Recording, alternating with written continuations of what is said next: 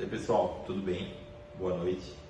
Então, 24 de abril de 2020, 38º dia do enfrentamento da pandemia contra o coronavírus aqui na nossa cidade.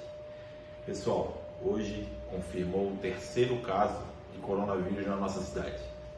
O paciente se encontra estável, bem, em supervisionamento lá no Hospital Biguaçu. Foi dada entrada nele ontem, hoje já saiu o resultado. Encontra-se bem, encontra-se estável.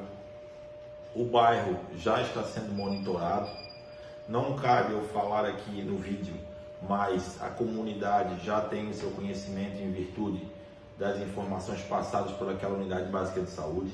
Então, pessoal, nós estamos tendo o controle, nós estamos fazendo o que deve para que a gente tenha excluído esse coronavírus, esse vírus aqui na nossa cidade. No entanto, com todas essas aberturas e a falta de cuidado da população, estão aumentando os casos. Óbvio que é o terceiro, os outros casos farão mais de 20 dias que tiveram positivos, mas a gente conseguiu ficar 20 dias longe desse vírus. Esse paciente teve contato com um município vizinho, trabalha, abriu o comércio, óbvio que tem que ter o devido cuidado, no entanto, o que aconteceu? Ficou infectado.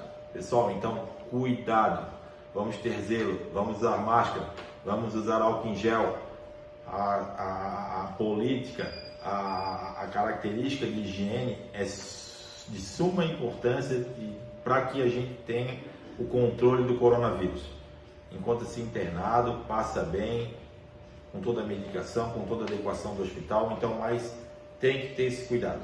Pessoal, além disso, nós temos um paciente que foi descartado, que está lá no Hospital Biguaçu, está indo com leito de retaguarda, e nós temos outros 4 suspeitos que também encontram-se internados no hospital com pendência, tá, de resultado do LACEN dos exames.